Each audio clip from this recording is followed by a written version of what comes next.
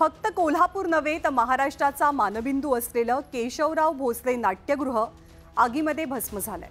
बुलेटिनची सुरुवात आपण याच बातमीनं करतोय।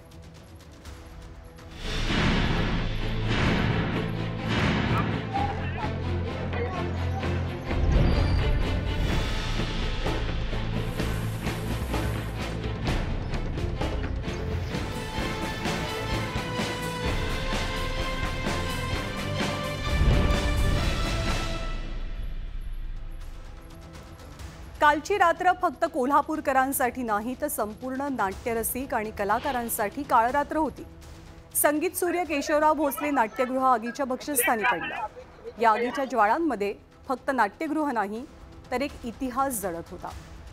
केशवराव भोसले नाट्यगृहाला लागलेली ही आग किती भीषण होती ते या दृश्यांवरून आपल्या लक्षात येत आहे।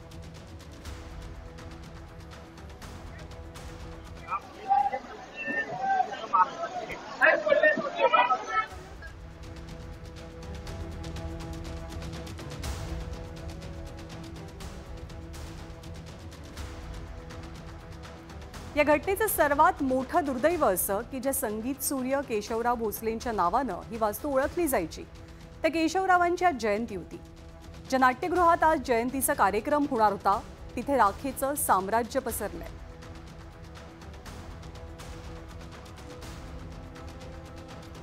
ही आग एखाद्या इमारतीला लागलेली नव्हती तर ही वास्तू कोल्हापूरचा महाराष्ट्राचा मानबिंदू होती।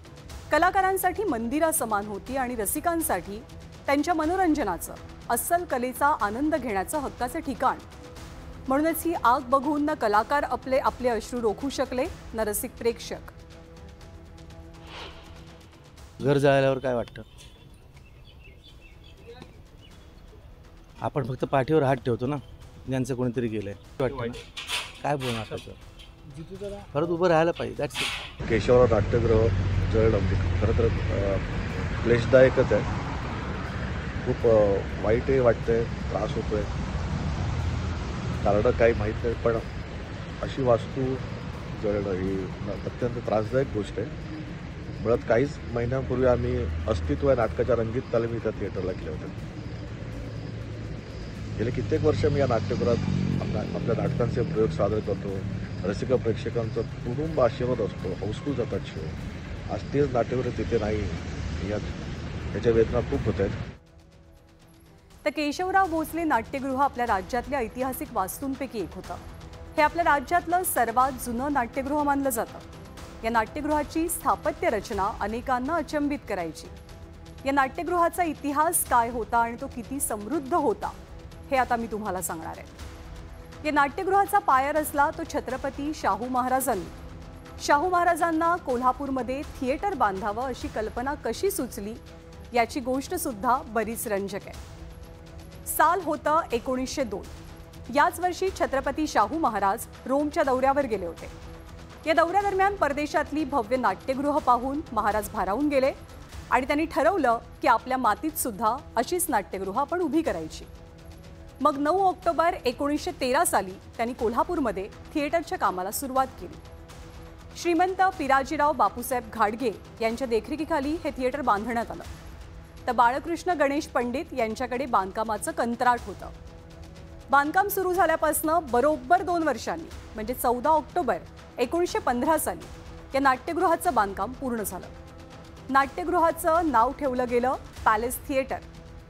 1915 साली दसऱ्याच्या शुभमुहूर्तावर या नाट्यगृहाचं उद्घाटन श्रीमंत युवराज छत्रपती राजाराम महाराज यांच्या हस्ते झालं आणि मग स्वातंत्र्य मिळाल्यावर या नाट्यगृहाचं नामकरण केशवराव भोसले असं करण्यात आलं।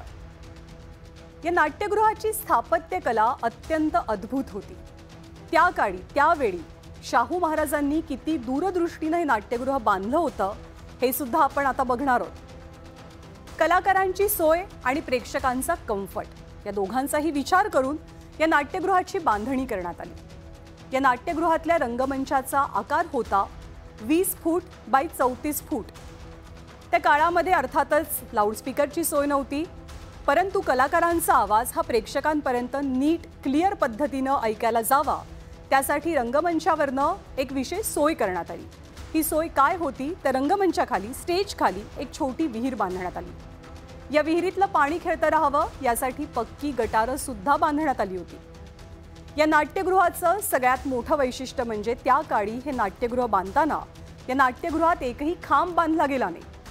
प्रेक्षक नाट्यगृहात कुठेही बसले तरी त्यांना नाटक दिसेल आणि आवाज स्पष्टपणे ऐकू येईल असा विचार या संकल्पने पाठीमागे होता.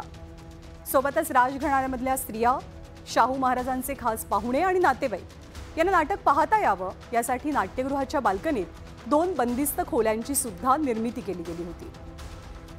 या नाट्यगृहाच्या इतिहासाबाबत मी इंद्रजित सावंत सरांना विचारलं. त्यांनी अधिक माहिती दिली आहे. स्पीकर नव्हते, माईक नव्हते, तरी सुद्धा जो रंगमंच असायचा त्या रंगमंचावरून थिएटरमध्ये बसलेल्या सर्व रसिकांना संपूर्ण आवाज त्या कलाकारांचा, गायकांचा जायचा. इतकं ते इकोइस्टिक त्या थिएटरचं केलेलं होतं. अत्यंत मजबूत बांधणीचं हे थिएटर आहे. त्याच्यामध्ये त्यांनी जो रंगमंच बांधला तो लाकडी मजबूत फळ्यांचा केला होता. आज सुद्धा बघा सगळं जळालं, पण ते रंगमंच जो आहे शाहू महाराजांच्या काळातला तो अजून जसाच्या तसा मजबूतपणे ठामपणे उभा. एवढी भयानक आग लागून सुद्धा. तर केवळ ही वास्तूच ऐतिहासिक होतं असं नाही, तर केशवराव भोसले नाट्यगृहाच्या रंगमंचावर आजवर अनेक दिग्गज कलाकारांनी आपली कला सादर केलेली आहे. अवघ्या महाराष्ट्राला भुरळ घालणारे बालगंधर्वांचे सूर या नाट्यगृहानं ऐकलेले आहेत. तर केशवराव भोसलेंचा सहवास सुद्धा या नाट्यगृहानं अनुभवला. बाबूराव पेंटरांनी रंगवलेल्या पडद्यांनी हे नाट्यगृह सजलं होतं, नटलं होतं. आणि हे केवळ एक नाट्यगृहच नव्हतं, तर 100 वर्षांचा इतिहास होता जो आज बेचिराग झालाय. 100 वर्षांचा इतिहास असलेल्या नाट्यगृहाची त्या रंगमंचाचं उद्घाटन सुद्धा मृच्छकटिक नावाचं नाटक जे होतं संगीत सूर्य केशवराव भोसलेंचं, त्या मृच्छकटिक नाटकानं त्या रंगमंचाचं सुद्धा ओपनिंग झालं होतं. आणि त्यावेळेला 25,000 प्रेक्षक ते नाटकाचा रसास्वाद घेण्यासाठी त्यावेळेला उपस्थित होते. आणि 100 वर्षांचा इतिहास असलेल्या नाट्यगृहाची ही आजची अवस्था आम्ही तुम्हाला दाखवतोय. छत कोसळलंय, खाली आलंय, रंगमंच जळून गेलाय, भिंती कोलमडून पडल्यात. पण या ऐतिहासिक वास्तूला आग लागली कशी? ही आग लागली, किती लावली गेली? केशवराव भोसले नाट्यगृहाच्या राखेभोवती आता राजकारण सुद्धा रंगलेलं पाहायला मिळतंय. दुर्लक्ष केलं, पुन्हा सांगितलं जाळ मोठा झालाय, मग आम्ही आलो. तेव्हा शॉर्ट सर्किटनं झाला असेल असं वाटलं, परंतु शॉर्ट सर्किट व्हायला ज्या बाजूला आग लागली त्या ठिकाणी इलेक्ट्रिकचं कुठलंच युनिट नव्हतं. ती जी आग लागली आहे ते असं वाटायला लागलं की मानव निर्मित असावी. कशामुळे घडलेलं? एवढे वर्ष केव्हा घडलं नाही, आत्ताच का? ते काय त्याच्या म्हणजे घातपात नाही म्हणणार नाही, कोणी घडवलंय की असं होऊ शकत नाही. पण कशामुळे घडलं याची माहिती तर निश्चित घ्यावी लागेल. आणि ह्याच्या पुढे अशा गोष्टी घडू नयेत आणि कोणाला परवडणार नाहीत. आम्हाला कोणालाच परवडणार नाही, कोल्हापूरकरांना काय महाराष्ट्राच्या कोणाला परवडणार नाही. आणि म्हणून याची दक्षता सगळ्यांनी घ्यावी अशी माझी सगळ्यांना विनंती. सन्माननीय मुख्यमंत्री महोदयांनी 7 दिवसात एस्टिमेट सादर करण्याचे आदेश दिलेले आहेत आणि तातडीनं केशवराव भोसले नाट्यगृह याची पुनर्बांधणी करू असा मला आणि आयुक्तांना या ठिकाणी शब्द दिलेला आहे. या अशा पद्धतीनं जी घटना घडली आहे ती अत्यंत वाईट आहेच, पण या राज्याचे मुख्यमंत्री एकनाथजी शिंदे साहेब हे आपल्या सर्वांनाच माहीत आहे की अशा काही घटना घडल्या तर ते स्वतः जातीनं त्यात लक्ष देतात आणि ही जी काही पुनर्बांधणी असेल ती निश्चितपणे पूर्ण करून देतील.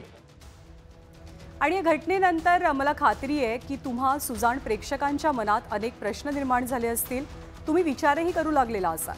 आणि या घटनेबद्दल मला माझं मत तुमच्यासोबत शेअर करायचं आहे. आपला देश प्रचंड महान देश आहे. भारतीय संस्कृती अभिमान बाळगावी अशीच आहे. सुदैवानं आपल्याला लाभलेला वारसा हा हजारो वर्षांचा आहे, पण त्याचा सांभाळ करण्यात आपलं योगदान काय आणि किती हा प्रश्न आज आपण प्रत्येकानं स्वतःला विचारण्याची वेळ आली आहे. 125 वर्षांचा इतिहास असलेलं नाट्यगृह जळून खाक होतं. ऐतिहासिक वास्तू ओसाड पडतात, मोडकळीस येतात. छत्रपती शिवाजी महाराजांच्या किल्ल्यांची दुरवस्था आता आपण सगळेच जण पाहतोय. पण दुर्दैव असं की आपल्यातल्या अनेकांना या गोष्टीचा न गंध असतो ना त्याची फिकीर.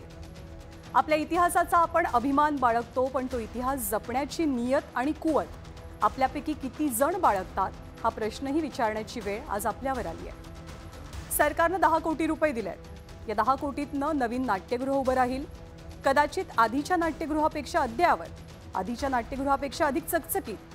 पण या वास्तूत घुमलेले दिग्गज कलाकारांचे आवाज, या वास्तूशी जोडल्या गेलेल्या भावना आणि या वास्तूनं अनुभवलेला ऐतिहासिक वारसा या सगळ्याची भरपाई कशानंच कधीही होऊ शकणार नाही.